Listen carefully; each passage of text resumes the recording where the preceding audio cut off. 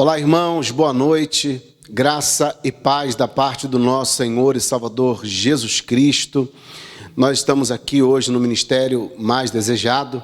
Hoje é dia 17 de maio de 2020 e nós temos o privilégio de nos reunirmos com vocês através dessa transmissão para louvarmos e engrandecermos o nome do nosso Deus. Quero agradecer a Deus pela vida de cada um de vocês que sempre nos acompanham, tanto na live na terça-feira, como aqui pelo YouTube no domingo.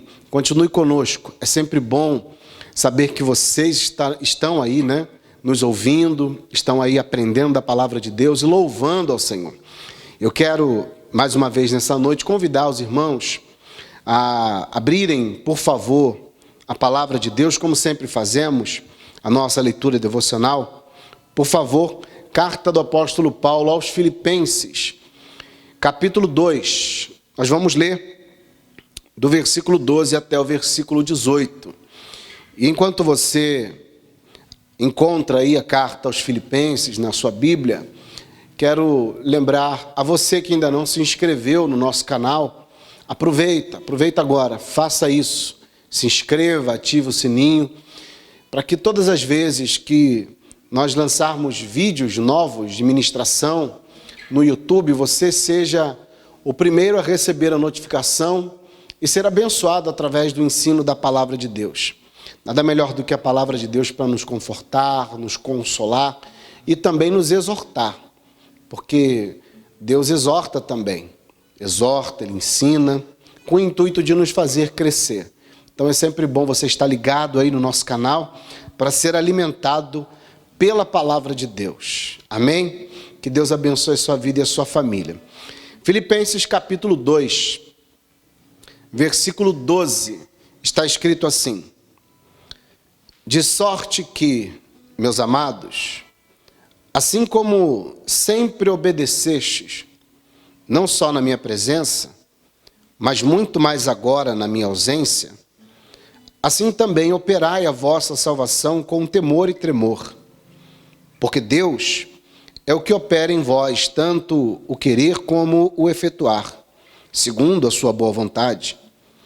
Fazei todas as coisas sem murmuração nem contendas, para que sejais irrepreensíveis e sinceros, filhos de Deus inculpáveis, no meio de uma geração corrompida e perversa, entre a qual resplandeceis como astros no mundo, retendo a palavra da vida, para que no dia de Cristo possa gloriar-me de não ter corrido em vão, nem trabalhado em vão. E ainda que seja oferecido por libação sobre o sacrifício e serviço da vossa fé, folgo e me regozijo com todos vós.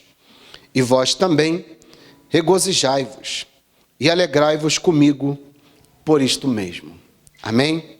Vamos orar, falar com Deus e depois vamos louvar ao nosso Senhor. Por favor, incline a sua cabeça e vamos falar com Deus. Feche os seus olhos. Ó Deus, diante da sua majestade,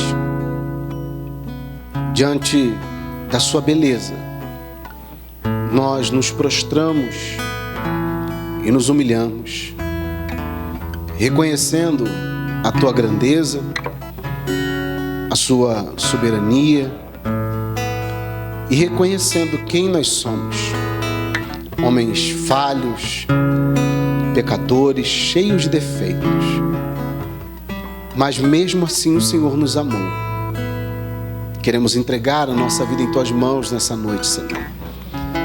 Pedir a ti, se agrada de nós, de cada um que está comigo aqui na igreja, disposto a te louvar e a te engrandecer, e de cada pessoa que está em casa agora, em oração junto comigo, querendo te agradar, querendo te louvar.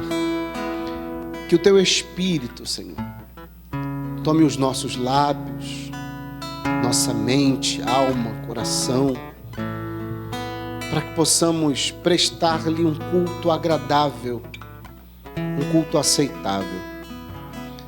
Queremos sacrificar a nossa vida diante de ti, com o único intuito, Deus, louvar o seu nome, porque tu és digno de toda honra, louvor e adoração. Perdoa os nossos pecados, perdoa as nossas falhas. Nós precisamos do Senhor, carecemos do Senhor. No meio desse caos que o mundo se encontra, só o Senhor para nos consolar, só o Senhor para nos fortalecer, só o Senhor para nos manter de pé, porque sem o Senhor não há esperança. Sem o Senhor não há como nos mantermos de pé. Por isso, continua cuidando de nós, Senhor, desse homem, dessa mulher que está nos acompanhando agora através da transmissão. Cuida de cada um de nós como o Senhor já tem cuidado. Manifesta o teu poder no nosso meio, trazendo cura, libertação, consolo, salvação, para a glória e louvor do teu santo e poderoso nome. Oramos em nome de Jesus, e que assim seja feito. Amém e graças a Deus. Amém, irmãos. Vamos louvar a Deus. Quero convidar você a louvar ao Senhor conosco. Entregue ao Senhor tudo que você tem, absolutamente tudo. Abra mão de qualquer outra coisa agora que você esteja fazendo. Deixa a cozinha de lado, deixa os afazeres da sua casa de lado. Eu creio que a essa hora, provavelmente você já deve ter feito tudo o que deveria fazer na sua casa. Então, reserve esse momento agora com a sua família aí na sua casa para louvar a Deus, adorar ao Senhor na beleza da sua santidade, pois Ele é digno desse louvor, Ele é digno dessa adoração. Então vamos louvar o Senhor.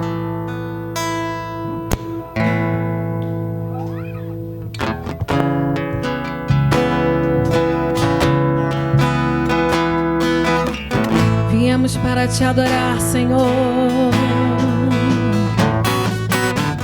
Queremos entregar ao Espírito Santo a adoração que há em nossos lábios nessa noite e declarar o quanto o Senhor é bom e tem sido bom conosco.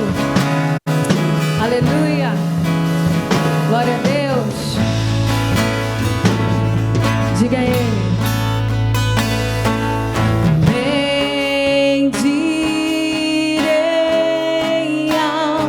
Senhor.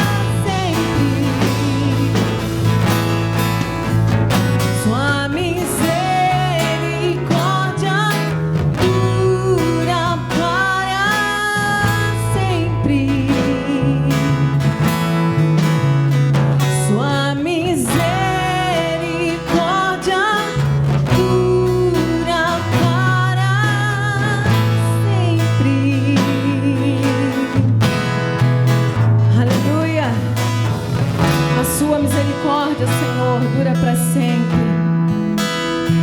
E não existe outro além de Ti a ser adorado, ó Pai.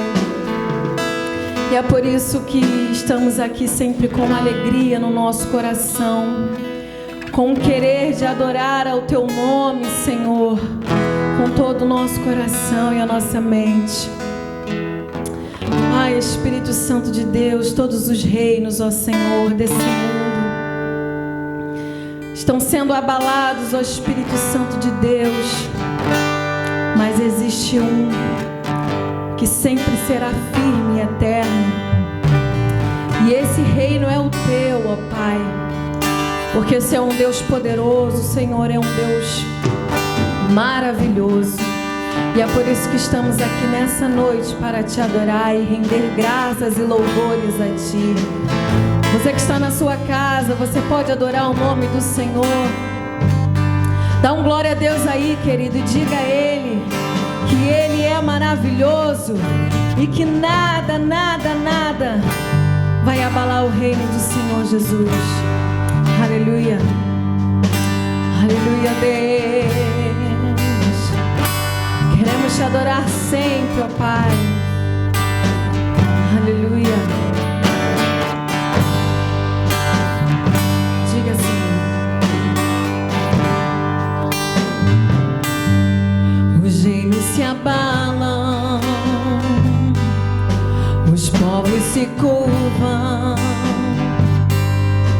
as bocas se abrem e as mãos se levantam para dizer que Tu és o Rei,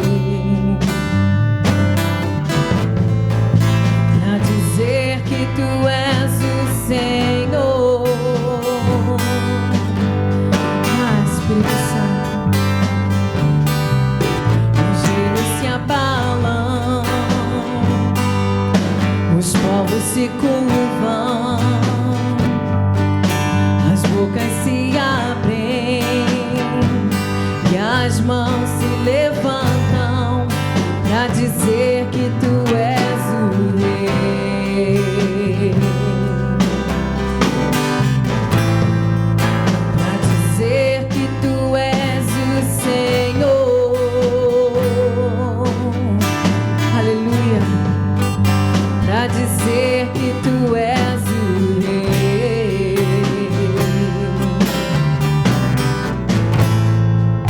para dizer que Tu és o Senhor. Diga ao seu Teu Deus: o Teu reino é sempre eterno, firmado em misericórdia, justiça e igualdade, bondade e fidelidade. A Tua igreja Te adora.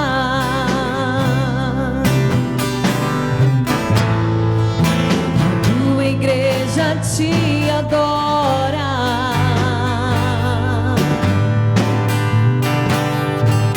O Teu reino é sempre eterno, firmado em misericórdia, justiça e igualdade, bondade e fidelidade. A Tua igreja Te adora. Ah, Senhor, a Tua igreja Te adora. Aonde estamos, Senhor, somos a Tua igreja. Os reinos se abalam, os povos se curvam, as bocas se abrem e as mãos se levantam para dizer que Tu és o Rei,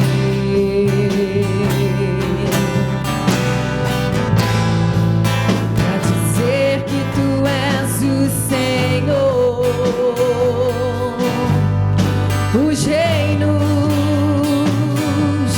Os reinos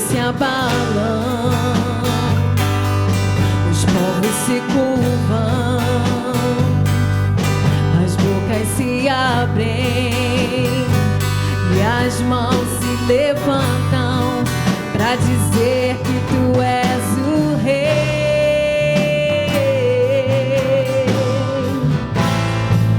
para dizer que tu és o Senhor. Diga a Ele o teu reino. O teu reino é sempre eterno, firmado em misericórdia, justiça e igualdade, bondade e fidelidade. A tua igreja te adora, Jesus. A tua igreja te adora. O teu reino é sempre eterno, firmado em misericórdia, justiça e igualdade, bondade e fidelidade. A tua igreja te adora.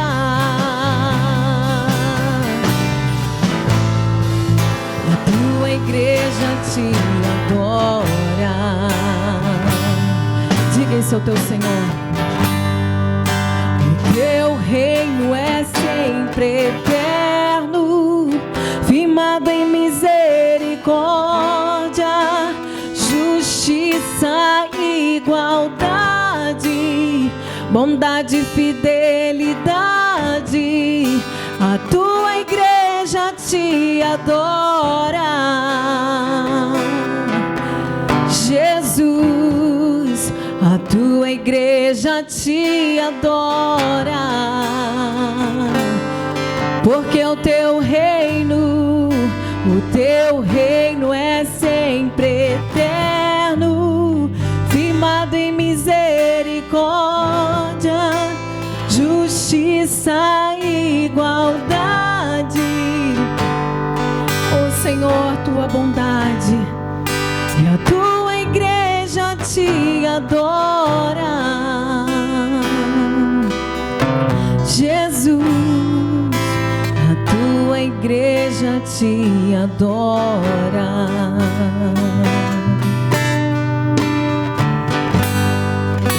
A tua igreja te adora.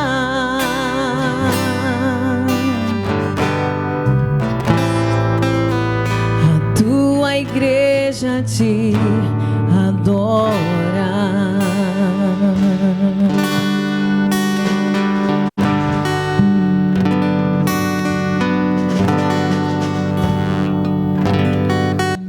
Glória a Deus. Como é bom louvar o nosso Deus. Meus irmãos, mais uma vez boa noite, graça e paz a todos que acabaram de entrar, acabaram de iniciar essa transmissão. Deus abençoe a sua vida, tá bom? Antes de ministrar a mensagem, eu quero dar uma notícia legal para vocês, tá? Na semana passada não, né? Na verdade, na semana passada, na terça-feira, porque hoje, domingo, é o primeiro dia da semana, né?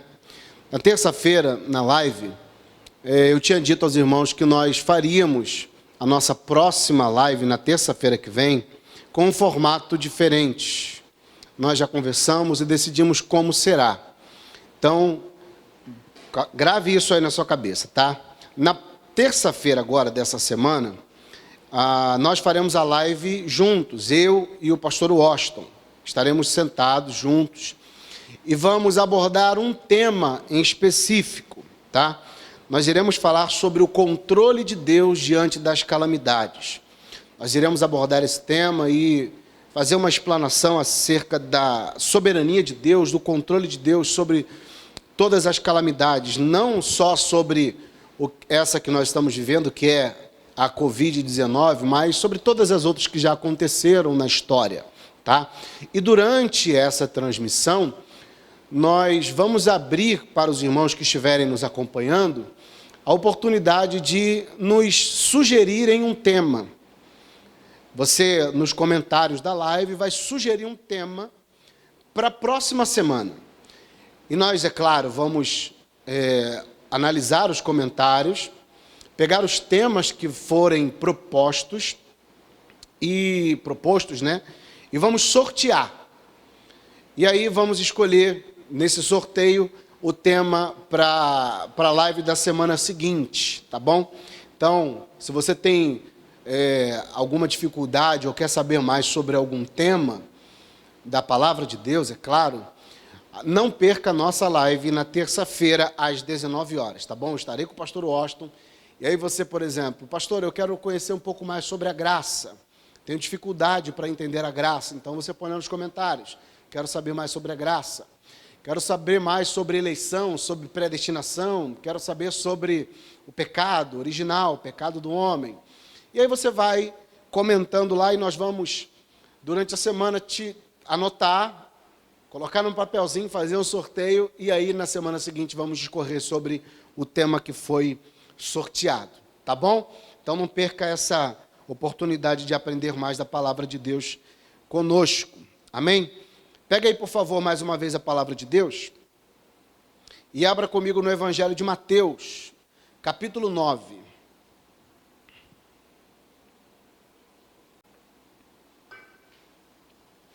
Evangelho de Mateus, capítulo 9. Nós vamos ler a partir do verso 9 também. Está escrito assim: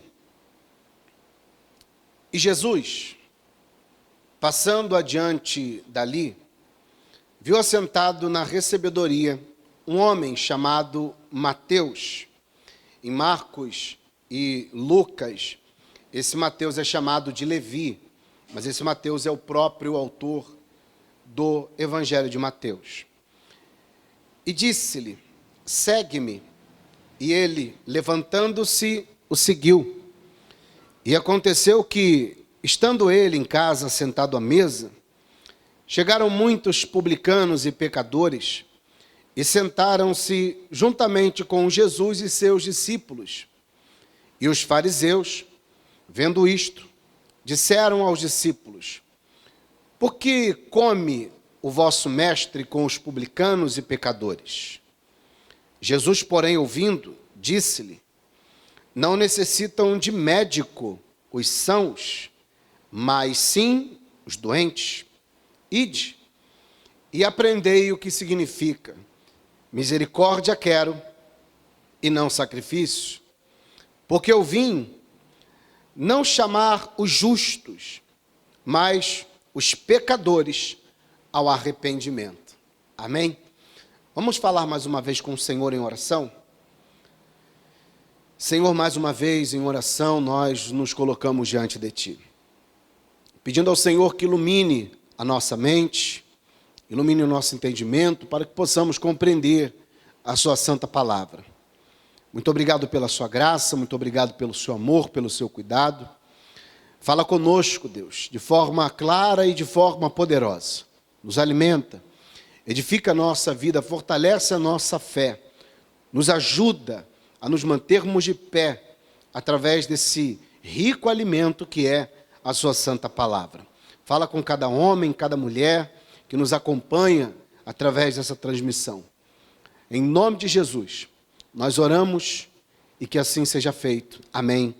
E graças a Deus. Amém.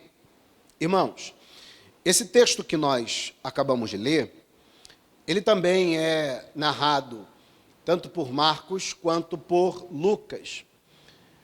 Eu poderia ler esses textos também em Marcos e em Lucas, mas achei por bem ler em Mateus, até porque Mateus vivenciou.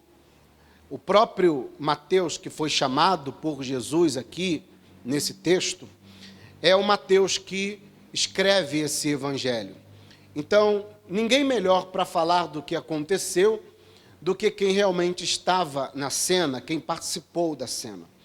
Por isso decidi e achei por bem ler aqui no Evangelho de Mateus, e até porque o Evangelho de Mateus, ele dá um detalhe que os outros evangelhos não falam desse episódio.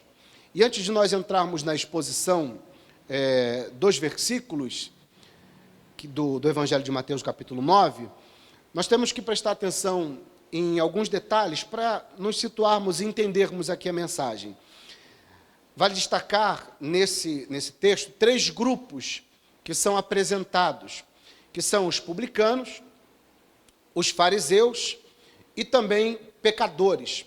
Eu estou deixando agora de lado um outro grupo que era o grupo dos discípulos, que estavam com o Senhor Jesus, mas em destaque, os publicanos, os fariseus e os pecadores. Eu quero que você entenda cada grupo que está aqui descrito nesse texto, para que você compreenda a profundidade e o teor dessa mensagem. O primeiro grupo que se apresenta nesse texto é o grupo dos publicanos. A palavra publicanos, ela vem do latim, et publicano, que, na verdade, é quase uma provocação, é quase um xingamento, porque publicando em latim, ele tem um significado de cães públicos. Era a maneira como os cobradores de impostos eram tratados pelo povo judeu. Esses cobradores de impostos, eles eram judeus que trabalhavam para Herodes, e, consequentemente, Herodes trabalhava para César. César era líder do Império Romano, que subjugou Israel naquela época. O povo de Israel, na verdade, se tornou vassalo do povo romano, então eles tinham um certo ódio, uma certa raiva desse domínio romano sobre eles. E eles ficavam com mais ódio ainda, mais raiva ainda, quando eles viam pessoas do seu próprio povo trabalhando de forma desonesta para Herodes e para César. Então, todos os publicanos, eles eram rejeitados pelos judeus, não só pela a classe mais ralé, pelo povo, mas também pelos poderosos, pelos escribas e principalmente pelos fariseus. A repulsa contra os publicanos era tão grande que os publicanos não tinham o direito de entrarem nas sinagogas. Eles não podiam se assentar com os outros homens para ouvirem a palavra, estudarem a Torá. Não, porque eles eram realmente rejeitados.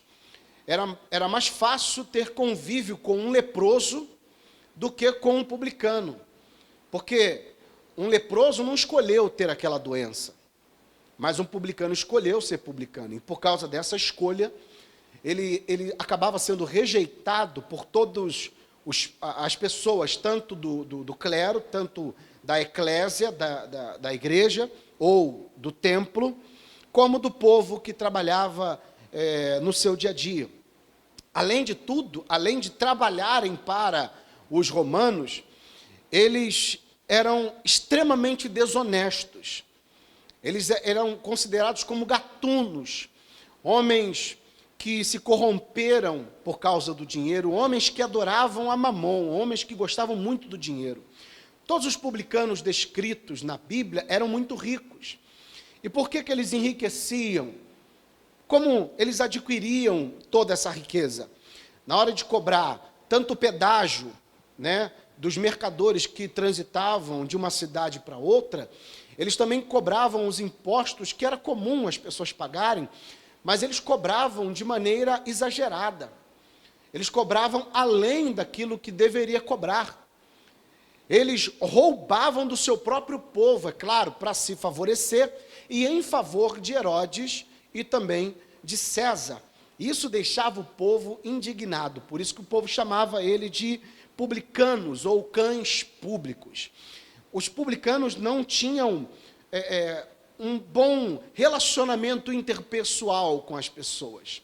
Onde eles chegavam, aquelas pessoas que sabiam da sua profissão, se afastavam e deixavam eles de lado.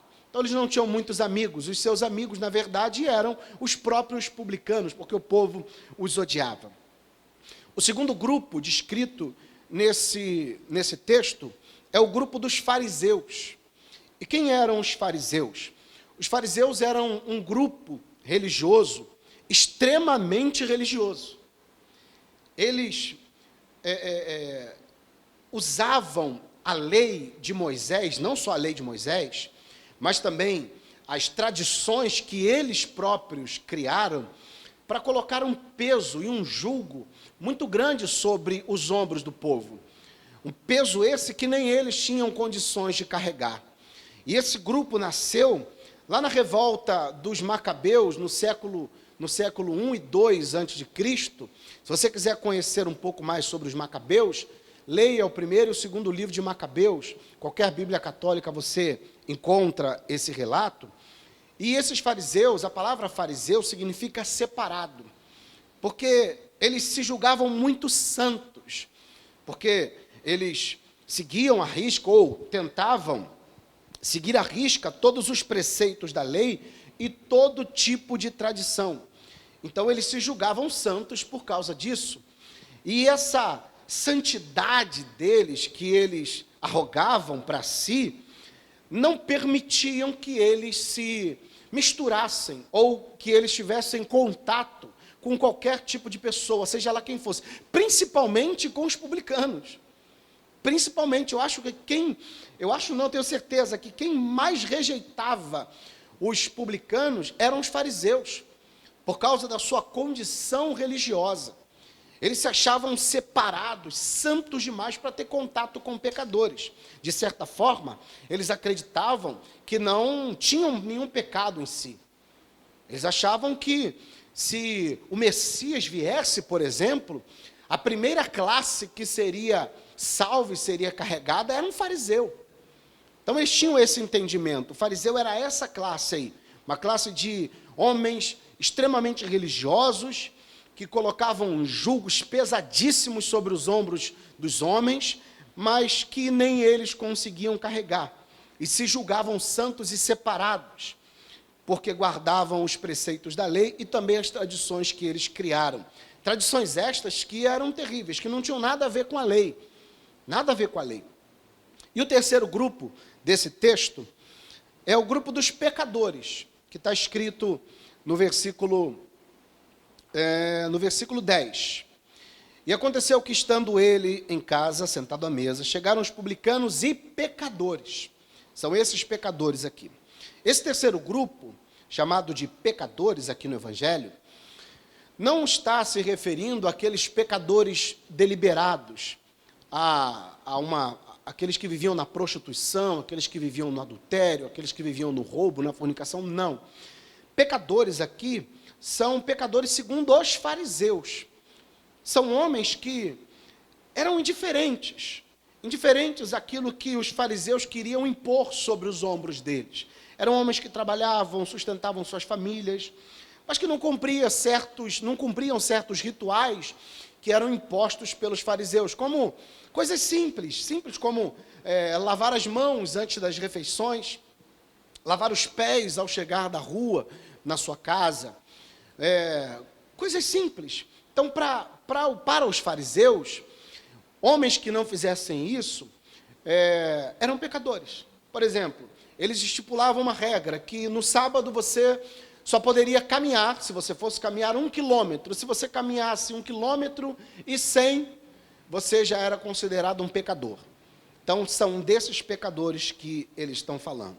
Então, são esses três grupos aqui nesse texto: os publicanos, os cobradores de impostos, os fariseus, extremamente religiosos, se sentindo santos, e os pecadores, homens que eram indiferentes a todo esse jugo pesado que os fariseus colocavam sobre os seus ombros. Voltamos para o versículo 9 do Evangelho de Mateus, do capítulo 9. Diz assim, vamos reler. E Jesus, passando adiante dali, viu assentado na recebedoria um homem chamado Mateus, e disse: segue-me. E ele levantou e seguiu. Mateus fazia parte do grupo dos publicanos. Ele era um cão público, segundo o seu povo e os fariseus. Mateus era um homem indigno, era um homem que a sociedade rejeitava, era um homem que o povo judeu não abraçava, é um homem que o povo judeu, quando via na rua, ia para outra calçada só para não encostar, só para não passar perto. Era um homem realmente rejeitado pelo povo, extremamente rico. Seu ciclo de amizade, como eu já disse antes, eram os publicanos. E Jesus se aproxima de Mateus bem no local do seu trabalho. Mateus está sentado na recebedoria, recebendo os impostos que o povo trazia para ele. E é claro, toda a sua riqueza, a riqueza de Mateus, Levi, ela foi adquirida de forma desonesta. Ela foi adquirida de maneira a roubar do seu próprio povo, e isso deixava o povo muito indignado. Jesus se aproxima. Jesus tinha acabado de curar um paralítico. Lembra da história que os homens desceram um paralítico pelo telhado, levaram até o Senhor Jesus, e Jesus curou aquele paralítico, e não só curou, mas Jesus olhou para ele e disse: os seus pecados estão perdoados. Após esse milagre, Jesus caminha, como ele sempre fazia, Cafarnaum, Galileia. Jesus está passando próximo a essa recebedoria e viu assentado esse homem chamado Mateus. Jesus não está sozinho. Jesus está com os seus discípulos. E com certeza, não foi a primeira vez que Jesus viu Mateus ali. E provavelmente também não foi a primeira vez que Mateus tinha visto Jesus ali. Mateus já conhecia Jesus, já ouviu falar dos seus feitos, já tinha ouvido falar dos milagres que ele tinha realizado e daquilo que ele falava. Ele sabia quem era o Senhor Jesus. Mas, numa dessas viagens, numa dessas idas de lá para cá, Jesus para no meio daquela multidão, observa esse homem chamado Mateus, cobrador de imposto, indigno, ladrão, corrupto. Ele olha para esse homem e simplesmente diz para ele: Mateus, segue-me. E imediatamente, diz o texto que ele não olhou para Jesus e disse: deixa eu ver se eu vou. Deixa eu pensar aqui se eu vou. Ah, eu não sei se eu vou. Espera aí, deixa eu terminar o meu trabalho aqui, o meu expediente, eu vou. Não. Ele simplesmente ouviu o chamado e imediatamente largou tudo. E se levantou e seguiu Jesus. Esse seguiu do versículo 9 não significa somente que ele seguiu naquela hora, que ele levantou naquela hora e seguiu Jesus. Não. Significa que ele se levantou e passou a partir daquele momento a andar com Jesus, e foi assim até o final da sua vida. O seguir aqui quer dizer que ele abandonou tudo para viver uma vida nova com o Senhor Jesus. Agora imagina os discípulos de Jesus, que estavam com ele naquela hora, vendo esta cena. Jesus, o mestre, Rabi, que se auto-intitulou Messias, que veio com esse propósito, salvar os pecadores, santo, filho de Deus. De repente ele se aproxima de um cobrador de impostos, um cão público, alguém indigno, um homem que ninguém nem queria estar perto, um homem rejeitado pelo clero e pela sociedade, um homem que não valia nada aos olhos do homem. Jesus se aproxima dele e diz: vem, Mateus, e segue-me. Mateus imediatamente largou tudo e se levantou para seguir Jesus. Você acha que quando Mateus se aproximou do Senhor Jesus, os discípulos que já estavam com o Senhor Jesus abraçaram Mateus e disseram: seja bem-vindo, você faz parte agora do nosso ciclo de amizade, a partir de agora você é um dos nossos. Como é que você acha que os discípulos reagiram? Com certeza não reagiram de maneira propícia a Mateus. Com certeza eles colocaram um pé atrás, olharam de rabo de olho, porque disseram: como pode? Como é que pode Jesus escolher um homem como esse? Provavelmente eles olharam para si e devem ter pensado: nós não somos ladrões, corruptos, nós somos pescadores, trabalhadores, homens humildes. Nós amamos o nosso povo, nós não temos pacto com os romanos, mas esse aí, Jesus está chamando esse aí, mas esse é o perfil do homem que Deus chama. São esses que Deus veio chamar. Homens que realmente são indignos. Entenda isso. O Senhor Jesus nunca vai atrair para si pessoas que em si possuem algo de que se possam gloriar. Nunca vai chamar alguém porque essa pessoa tem uma atribuição ou uma qualidade específica. Ele nunca vai chamar alguém porque é inteligente. Ele nunca vai chamar alguém porque essa pessoa, ela não tem muitos pecados.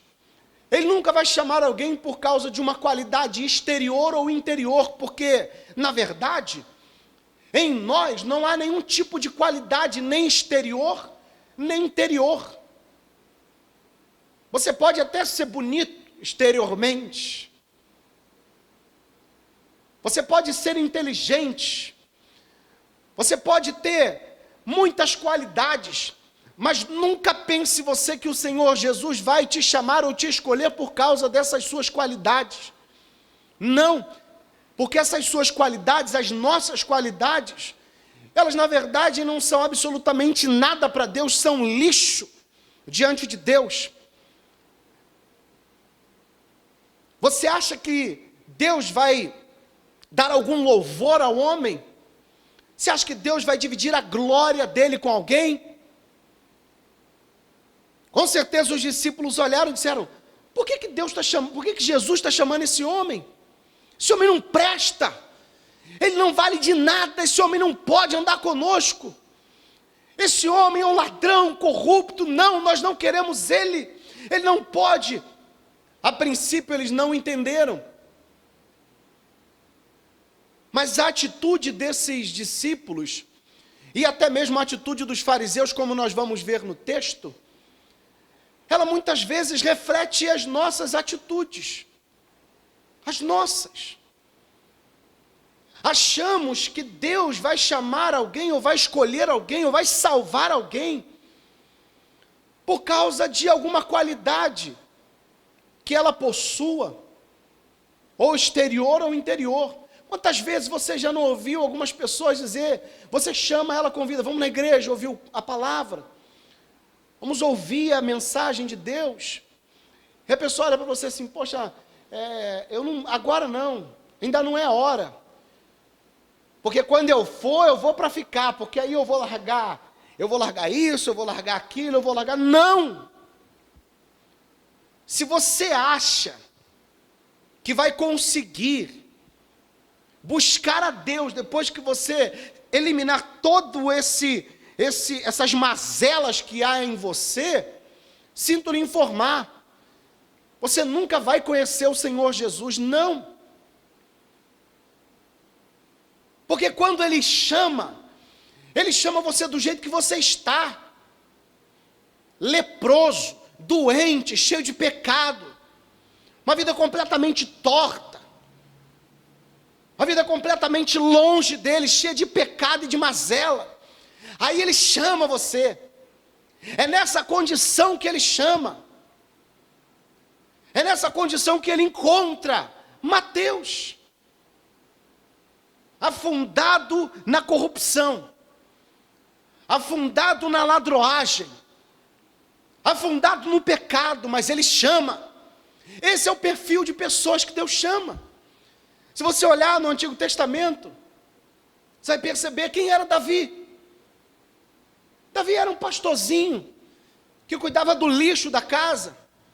Já os seus irmãos não, eram homens formosos, homens de guerra, homens habilidosos. E Davi, franzino, fraco, uma aparência frágil, mas foi ele que Deus escolheu para ser rei. Gideão, onde Gideão estava? Escondido com medo dos midianitas. O anjo aparece para ele e diz, Deus é contigo, varão valoroso. Ele diz, eu? Varão valoroso? Cadê que eu não estou vendo esse varão valoroso? Você, Gideão, mesmo nessa condição, Deus te escolheu, Deus te chamou. Não pense que Deus vai atrás dos santos, não. Deus não vai atrás daquele que se auto-intitula santo, que se acha moralmente justo para tal tarefa, ou para tal propósito. Não. Esse é o tipo de pessoa que Deus chama. E por que Deus chama esse tipo de pessoa?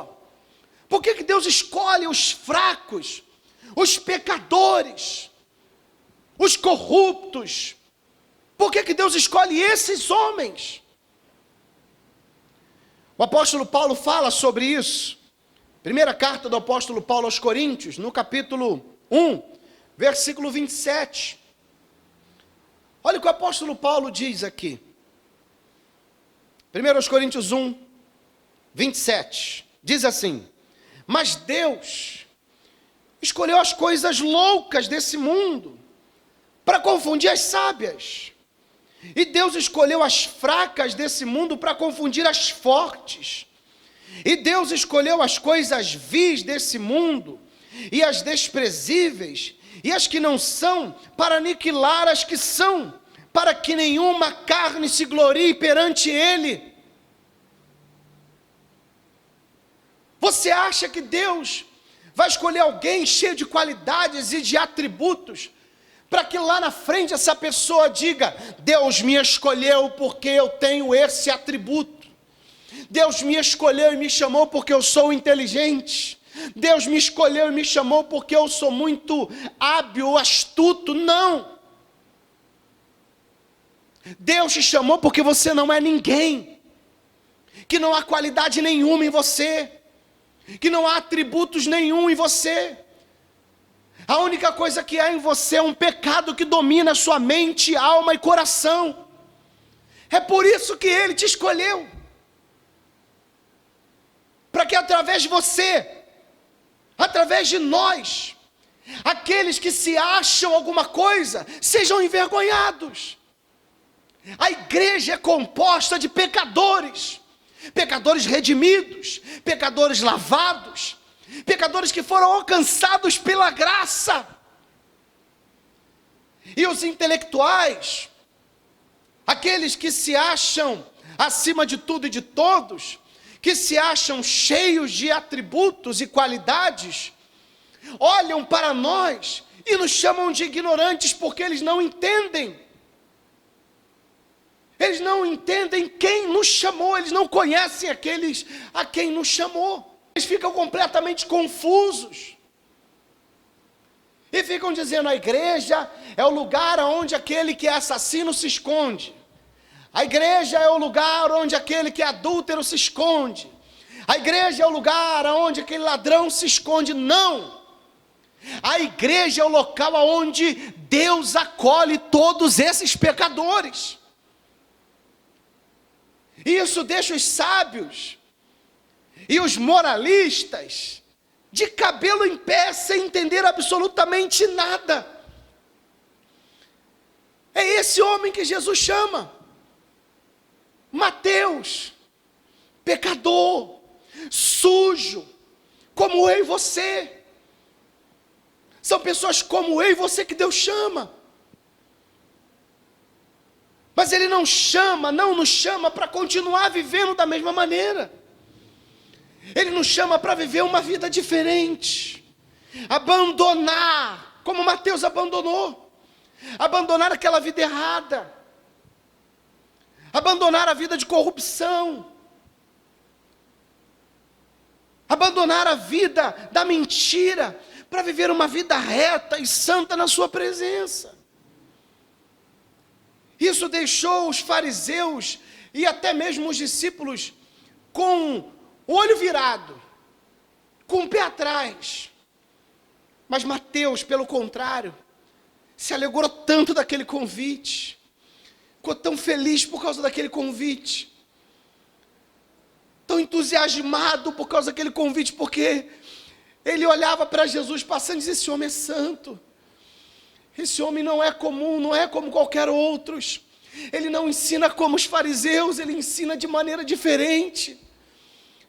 Ele ensina com autoridade, ele ensina com amor, com misericórdia, diferente dos fariseus que condenam, Esse Jesus, ele abraça quando os outros condenam.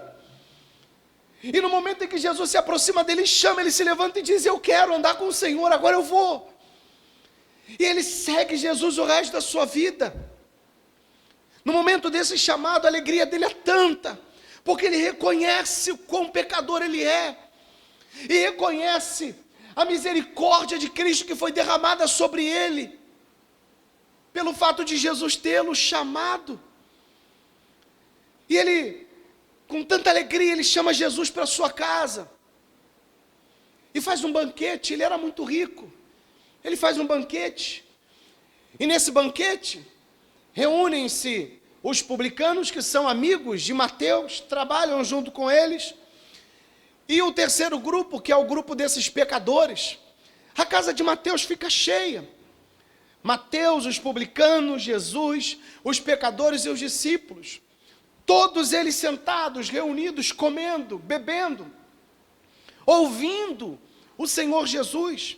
Versículo 10 do capítulo 9 de Mateus, diz assim: e aconteceu que, estando ele em casa, sentado à mesa, chegaram muitos publicanos, pecadores, e sentaram-se juntamente com Jesus e os seus discípulos.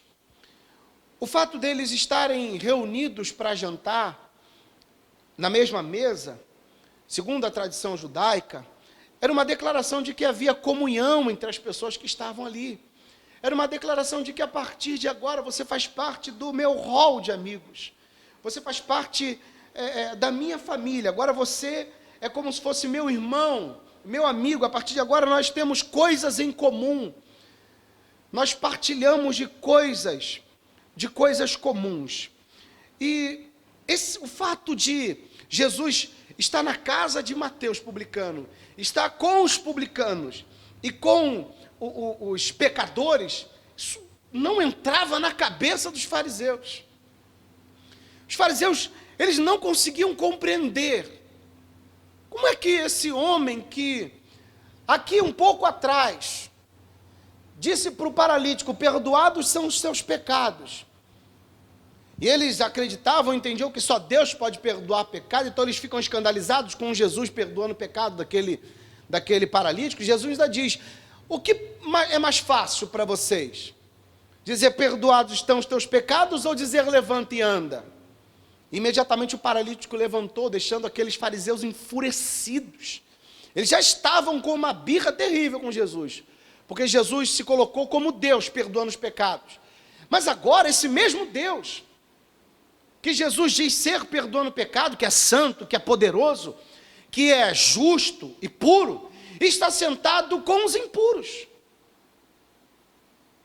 Eles tinham o entendimento de que, se eu sou um fariseu puro, separado, me relacionar com esses impuros, publicanos e esses pecadores, se eu fizer isso, eu vou me contaminar, e eu não posso ter contato com eles.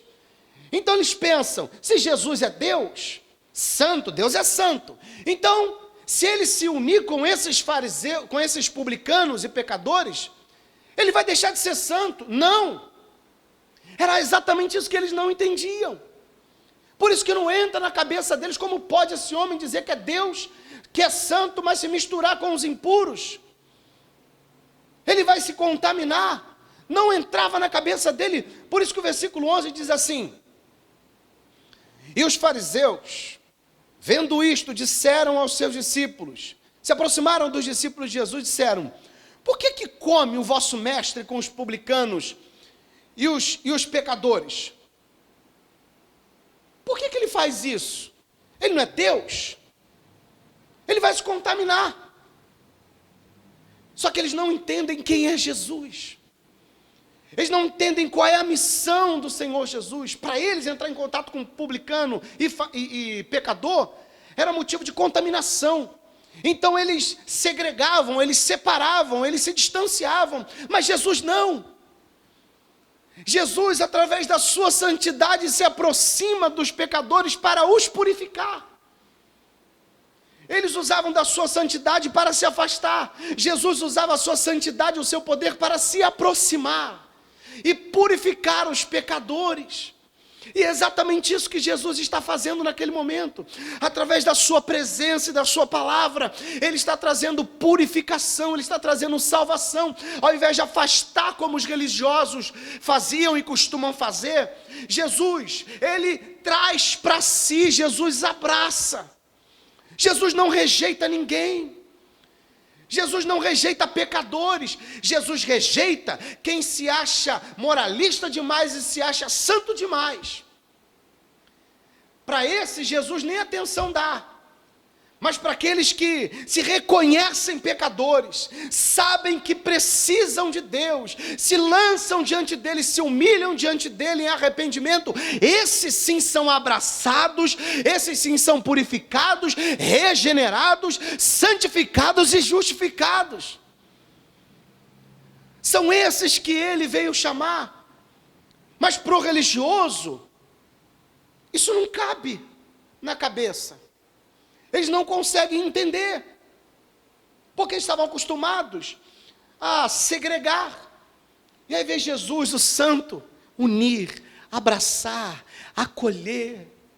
Não importa qual seja o meu e o seu pecado, meus irmãos. Não importa qual seja o seu erro. Não importa em que condição você está hoje. Cristo veio para salvar os pecadores. Cristo veio para salvar o mais impuro dos pecadores, os mais indignos pecadores. Cristo veio para salvar o assassino, o adúltero. Cristo veio para salvar o mentiroso, o ladrão, o hipócrita. Deus veio para salvar todos, contanto que haja arrependimento. São esses que Ele veio salvar. Não importa qual pecado você tenha cometido ou você está cometendo, se arrependa dele. Peça perdão ao Senhor e Ele te abraça. E Ele derrama a sua graça sobre você e te salva, te purifica, te dá uma nova vida. É isso que Ele faz. Versículo 12.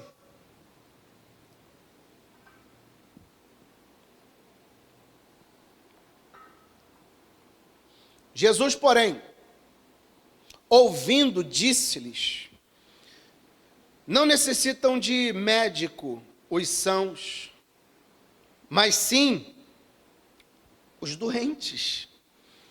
As palavras de Jesus aqui, elas são intensamente profundas e têm o intuito de promover reflexão nos fariseus. A intenção é fazer os judeus pensarem, os fariseus pensarem aqui. Porque quando Jesus fala de doença, Ele não está falando de um doente físico. Ele está falando de uma doença que é muito pior do que qualquer enfermidade física. Ele está falando da origem de todas as doenças, que é o pecado. Porque através do pecado entrou todo tipo de doença. Através do pecado entrou a morte. É dessa doença que Jesus está falando.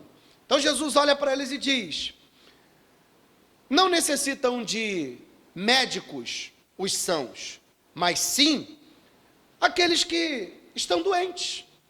Aqueles que necessitam de um médico são aqueles que estão doentes. É como se ele estivesse dizendo assim: se vocês acham que não tem nenhum tipo de enfermidade, se vocês acham que vocês não têm pecado, vocês não precisam de mim. Realmente quem precisa de mim são aqueles que reconhecem que precisam de um médico. Aqueles que têm doença. São esses que precisam de médico. Eles se achavam tão justos por causa das suas obras, que eles acreditavam que as suas obras eram o caminho correto para a sua justificação. Então aquilo que eu faço faz com que Deus se agrade de mim, e por causa das minhas obras, Deus vai me fazer justo e vai me salvar. Não, de maneira nenhuma.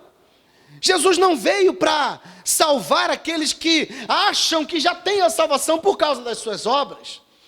Deus, na verdade, veio salvar aqueles que não tinham mais esperança para a salvação, porque entendiam que não haviam obras nenhuma em si. Está conseguindo compreender? É isso que ele está dizendo. Eu não vim para aqueles que acham que não precisam de mim. Eu vim para aqueles que sabem que precisam de mim, porque as suas obras são mais. Eu vim para salvar os pecadores. Eu vim para curar. Para esses que eu vim. Por isso que Jesus completa essa declaração no versículo 13. Já estou terminando.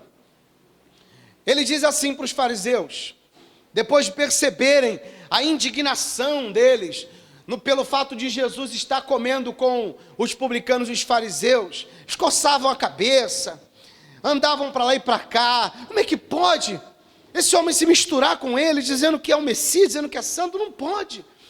Aí Jesus diz no versículo 13 assim: ide, porém, e aprendei o que significa misericórdia quero, e não sacrifício, porque eu não vim chamar os justos, mas os pecadores ao arrependimento.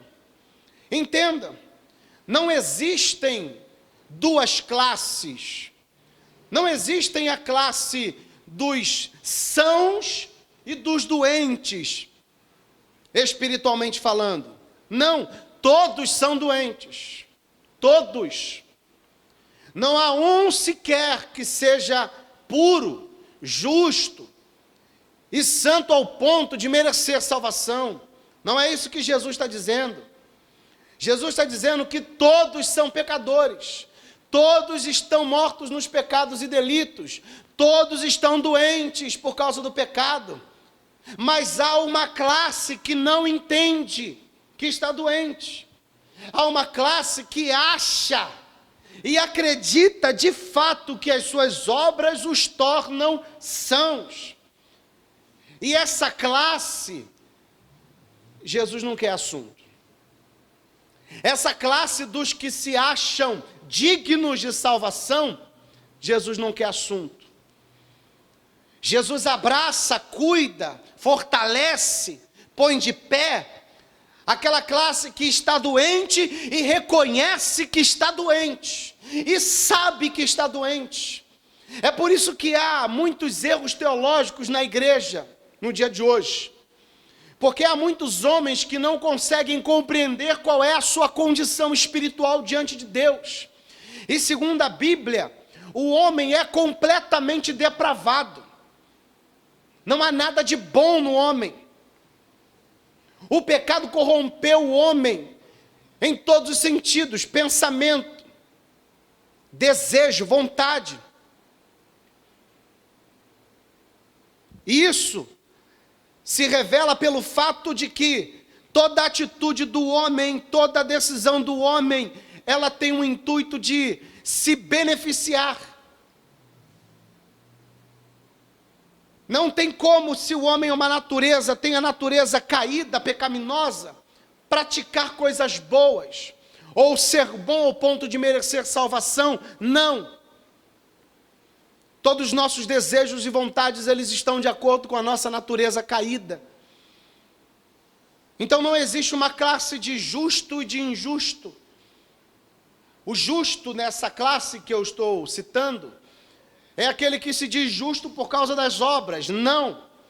Mas existe uma classe de justificados, que se tornam justos não por causa das suas obras, mas por causa das obras de Cristo. Jesus está dizendo para eles: vocês acham que vocês não precisam de mim? Ok. Então eu vou atrás daqueles que precisam. Eu vou atrás dos pecadores. Agora vocês que fazem separação, que segregam, vocês que dividem, vou ensinar uma coisa para vocês. Faz o seguinte: quando vocês saírem daqui, vão lá aprender o que significa misericórdia quero, e não sacrifício. Jesus diz para ele: vocês apresentam sacrifícios, vocês guardam sábado, vocês praticam as leis, mas vocês se esqueceram da misericórdia.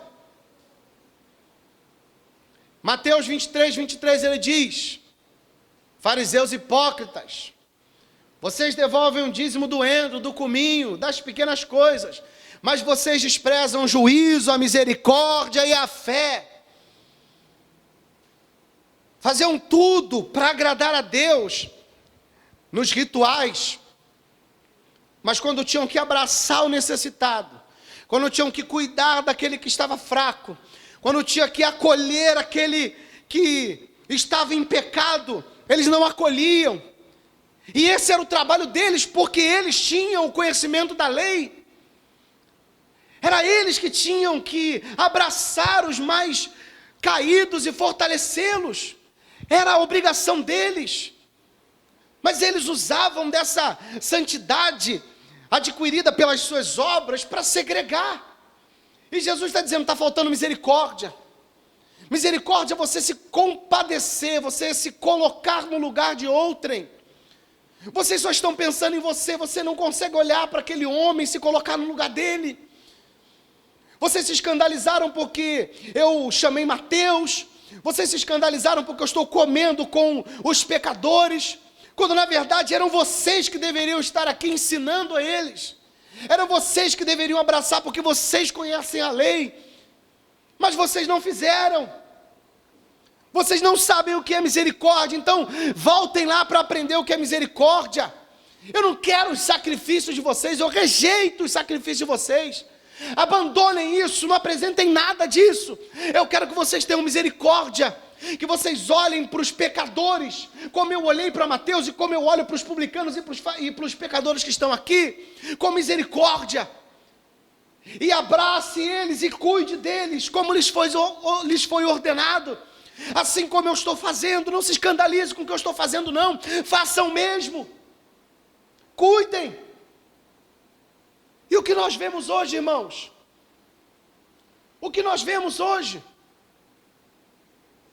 Os religiosos ainda não sabem o que é ter misericórdia, ainda não sabem o que é abraçar um pecador, não sabem o que é cuidar de alguém que está caído, de alguém que pecou, como eu e você já pecamos várias vezes, e abraçar essa pessoa e dizer, irmão, você caiu, mas olha aqui, há esperança para você, Deus vai te salvar, há um Deus que perdoa o seu pecado, há um Deus que te ama, há um Deus que sabe das suas impurezas, há um Deus que sabe dos seus defeitos, mas Ele está disposto a salvar você. Se arrependa dos seus pecados, se converta dos seus maus caminhos e viva uma vida santa para a glória de Deus. É isso que eles deveriam fazer e não estavam fazendo. Olha o que o profeta Ezequiel, para eu terminar, olha o que o profeta Ezequiel profetizou para esses pastores de Israel, que deveriam cuidar, que deveriam curar, que deveriam fortalecer, mas não estavam fortalecendo. Ezequiel capítulo 34.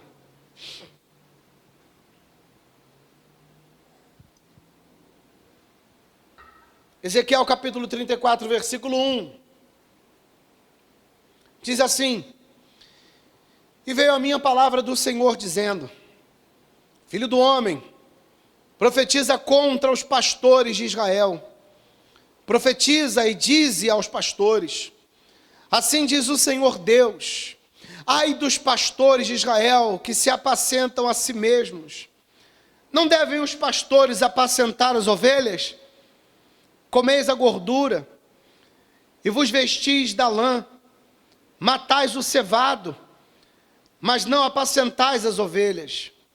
As fracas não fortalecestes, e a doente não curastes, e a quebrada não ligastes, e a desgarrada não tornastes trazer, e a perdida não buscastes, mas dominais sobre ela com rigor e dureza. Estão recriminando Jesus porque Jesus está fazendo aquilo que eles deveriam fazer, mas não estão fazendo. Esse é o escândalo deles. A santidade que eles supostamente alcançavam através das suas obras, não era para ser usada como pretexto para divisão, não. Mas era para que eles se aproximassem por conhecerem a lei de Deus, por conhecerem o caminho, por conhecerem as palavras do Senhor. Eles tinham que usar desse conhecimento, dessa sabedoria, para ir atrás daquele doente, para ir atrás do pecador, trazê-lo para Deus através do conhecimento da palavra, para que ele fosse salvo. Mas pelo contrário, eles estavam preocupados somente com si, consigo mesmo. Versículo 5. Assim se espalharam por não haver pastor, e tornaram-se pasto para todas as feras do campo, porquanto se espalharam. As minhas ovelhas andaram desgarradas por todos os montes, e por todo o alto outeiro. Sim, as minhas ovelhas andaram espalhadas por toda a face da terra, sem haver quem perguntasse por elas, nem quem a buscasse.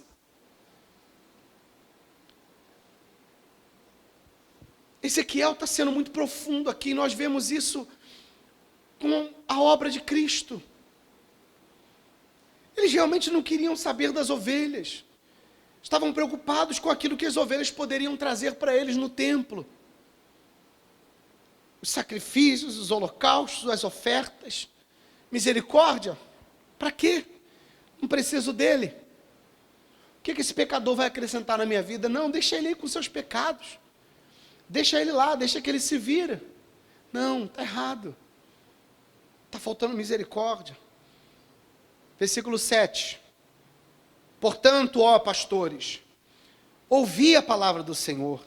Vivo eu, diz o Senhor Deus, que, porquanto as minhas ovelhas foram entregues à rapina, as minhas ovelhas vieram a servir de pasto, e todas as feras do campo, por falta de pastores, e os meus pastores não procuraram as minhas ovelhas, e os pastores apacentaram a si mesmos, e não apacentaram as minhas ovelhas. Portanto, ó pastores, ouvi a palavra do Senhor. Assim diz o Senhor Deus: eis que eu estou contra os pastores, das suas mãos demandarei as minhas ovelhas, e eles deixarão de apacentar as minhas ovelhas. Os pastores não se apacentarão mais a si mesmo, e livrarei as minhas ovelhas da sua boca, e não lhes servirão mais de pasto, porque assim diz o Senhor Deus: eis que eu mesmo procurarei pelas minhas ovelhas e a buscarei, como o pastor busca o seu rebanho, no dia em que está no meio das suas ovelhas dispersas. Assim buscarei as minhas ovelhas, e livrá-las-ei de todos os lugares por onde andam espalhadas no dia nublado e de escuridão. É exatamente o que Jesus está fazendo agora.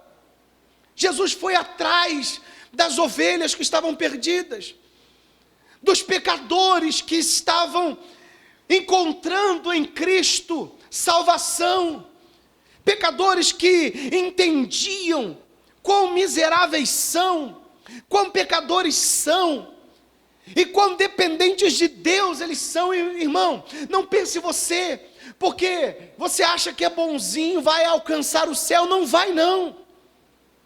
O céu não é para aqueles que se acham bonzinhos demais.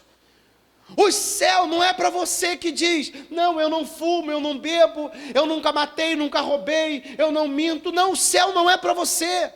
O céu é para aquele que bate no peito e diz: tem misericórdia de mim, ó Deus, porque eu sou pecador. Para esses é o céu. A salvação é para esses, está reservada para esses. Mas para você que bate no peito e diz que você leva uma vida tranquila, sem prejudicar ninguém, e que por causa disso você merece o céu, não. Você nunca viu Deus e nem o conhece. Só pode ver Deus e conhecê-lo quem antes disso reconhece que depende dele e que precisa dele para ser curado dessa enfermidade chamada pecado que domina os nossos membros. Não há como ser salvo sem que haja um reconhecimento pessoal de que há tantos pecados em nós que nós não temos condições de nos livrar dele por nossa própria conta ou nossa própria justiça. Há um problema em nós que só Deus pode resolver, irmãos. Só Deus. Jesus, no Evangelho de Lucas, conta uma parábola que reflete um pouco isso, eu quero ler com você para a gente terminar. Lucas capítulo 18, versículo 10. Diz assim: 2 homens subiram ao templo para orar. Um era fariseu e o outro publicano. Você já sabe quem é fariseu e quem é publicano.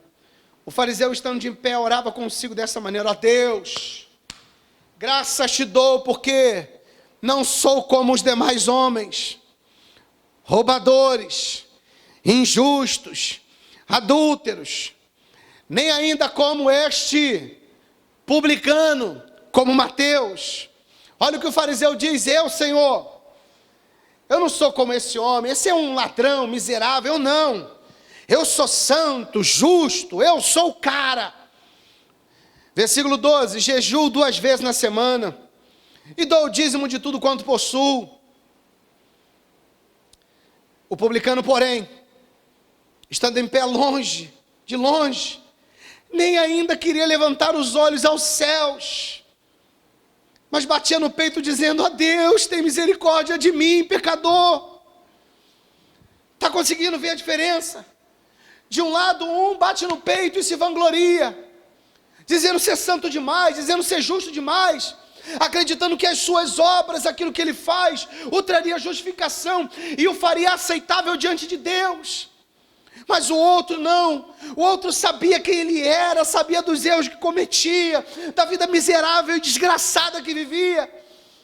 Ele não tinha coragem nem de olhar para o céu de cabeça baixa. Ele dizia: Senhor, tem misericórdia de mim, porque eu sou um pecador. Ele reconhecia quem ele era, sabia exatamente quem ele era e de quem ele precisava. A declaração de Jesus, ela é tremenda. Versículo 14, ele diz: digo-vos que este desceu justificado para a sua casa. Esse quem? O publicano, que reconheceu o seu pecado, e que é sincero para reconhecer o seu pecado. Esse foi para casa justificado, abençoado, e não aquele. Quem recebeu a justiça de Deus não foi o moralmente justo, mas foi o pecador arrependido. Foi esse que recebeu justificação. É nesse contexto que Jesus diz: porque qualquer que a si mesmo se exalta, será humilhado, e qualquer que a si mesmo se humilha, será exaltado. Enquanto você arroga para si uma bondade, uma santidade, uma excelência, você está se humilhando, e naquele dia Deus vai te abater. Mas aquele que se humilha e diz: Senhor, tem misericórdia de mim, aquele que reconhece a condição espiritual em que está, e clama pela misericórdia de Deus, esse sim recebe justificação. Pro moralmente justo, para os moralistas, Jesus é imoral. Mas para aquele que é imoral, Jesus é justo e santo. Que essa mensagem fique no seu coração, irmãos. Que essa mensagem, ela produza arrependimento no seu interior. Que através dessa mensagem você entenda o quão pecador você é. E que não importa o que você faça, não importa as suas obras, Deus não depende dela para te salvar.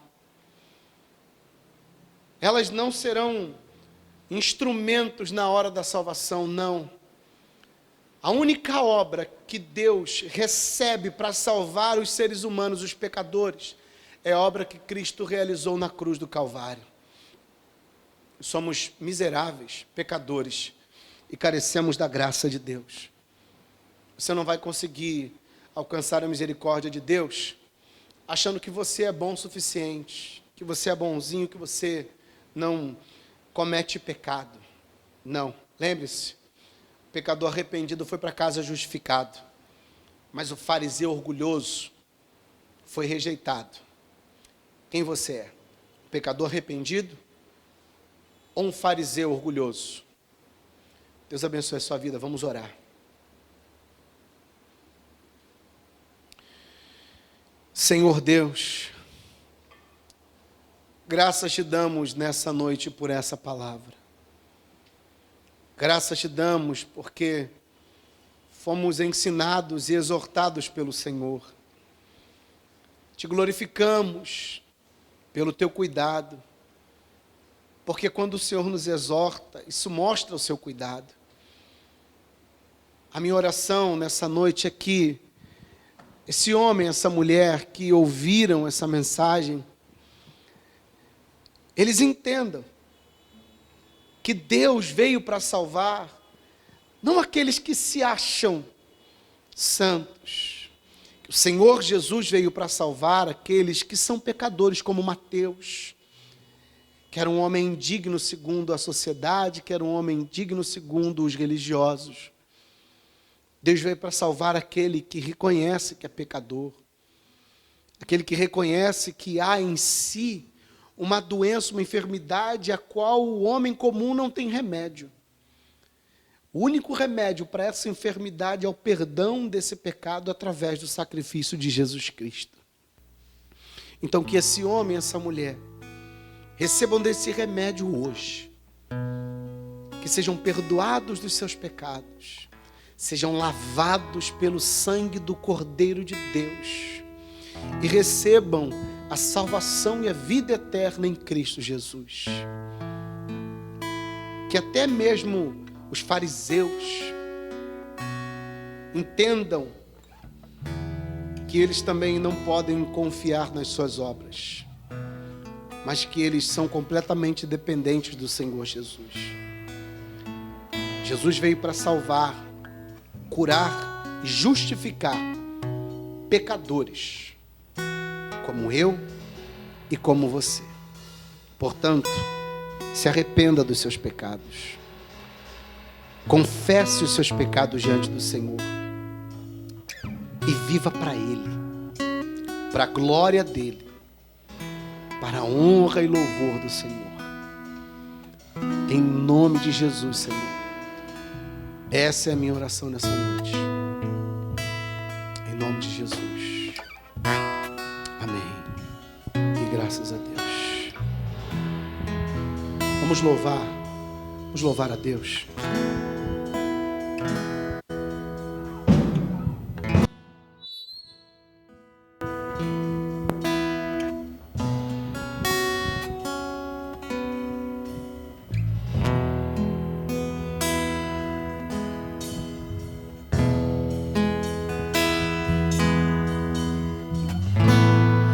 Não entendo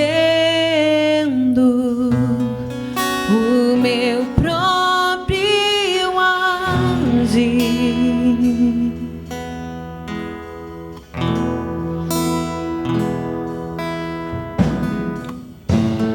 Sem tua graça, o que seria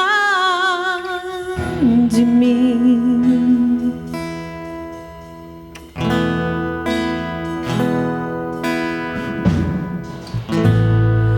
Não entendo o meu próprio agir.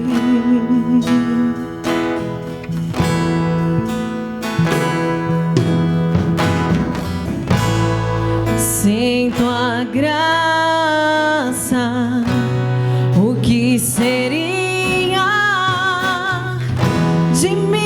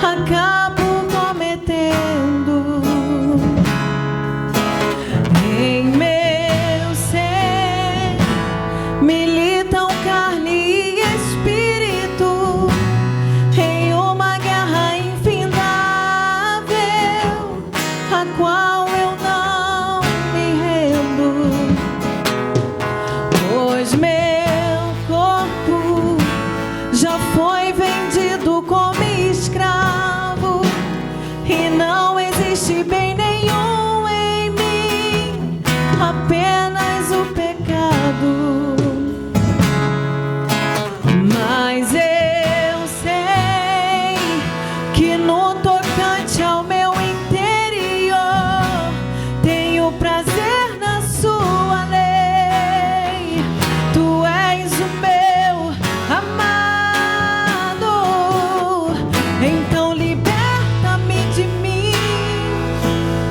Eu quero ser a sua casa. Se você estiver aqui, eu sei, eu venço o pecado. Então enche-me de ti, até que não haja mais espaço. Pois quando estou em tua presença, o meu viver é transformado.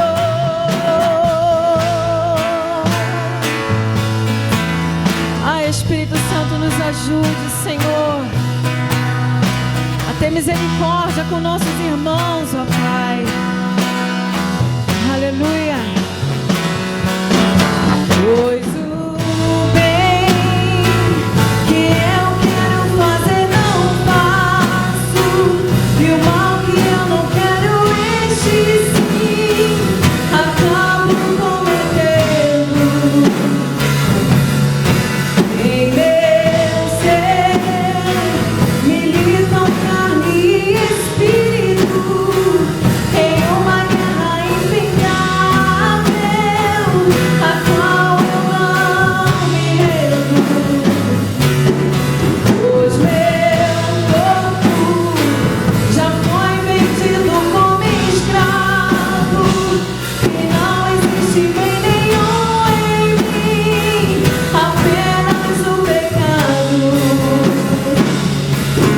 Mas eu sei que no tocante ao meu interior tenho prazer na sua lei. Tu és o meu amado, então liberta-me de mim. Eu quero ser a sua casa. Se você estiver aqui, eu sei, eu venço o pecado. Então enche-me de ti. Ah, Senhor, pois quando estamos em tua presença, ó Pai, o nosso viver sempre é transformado. Aleluia. Eu passo a ser livre pra viver a tua vontade. E ao te conhecer, todo o meu ser se enche de bondade e reina o Espírito sobre a carne. Ah, Senhor, eu passo a ser. Eu passo a ser livre pra viver a tua vontade.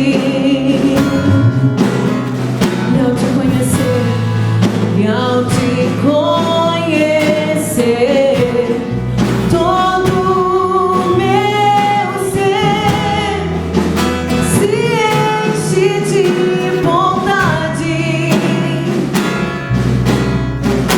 e reina o Espírito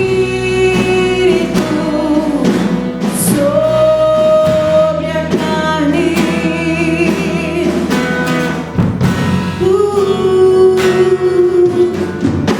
E reina o Espírito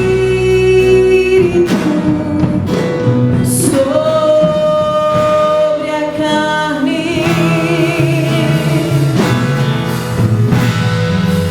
Glória a Deus. Glória a Deus. Irmãos, Deus abençoe a sua vida. Obrigado por ter nos acompanhado até o final da transmissão. E antes de terminar, antes de ministrar a bênção apostólica, eu quero lembrar você que na terça-feira nós faremos a nossa live às 19 horas, como de costume. E essa live, ela terá um modelo diferente, ela será diferente, tá? Eu e o pastor Ócio estaremos ao vivo, falando sobre um tema muito pertinente, o controle de Deus sobre as calamidades. Temos visto aí na internet alguns supostos líderes espirituais, pastores, que têm a ousadia de dizer que Deus não está no controle de todas as coisas, porque se Deus estivesse no controle, não haveria tanta gente pobre, não haveria tanta enfermidade, tantas doenças, e mostrando com isso que realmente ainda não conheceu o Deus que se manifestou através de Cristo Jesus na cruz do Calvário. Então nós vamos falar sobre isso, o controle de Deus sobre as calamidades. E nessa mesma transmissão, vocês terão a oportunidade de sugerir um tema para que a gente faça a exposição, para que a gente aborde esse tema na live da terça-feira da semana seguinte. Então não perca essa live na terça-feira, tá bom? Contamos muito com você. Que Deus abençoe a sua vida, que essa palavra fique no seu coração, que você se arrependa dos seus pecados e reconheça que você carece, necessita da graça misericordiosa, da graça graciosa de Cristo Jesus, tá bom? Amo a vida de vocês e até terça-feira, tá? A graça do nosso Senhor Jesus, o grande amor de Deus, o nosso Pai, a comunhão e a consolação do Espírito Santo de Deus esteja com você e com você permaneça, não somente hoje, mas para todo sempre. Amém. Tchau, pessoal. Deus abençoe.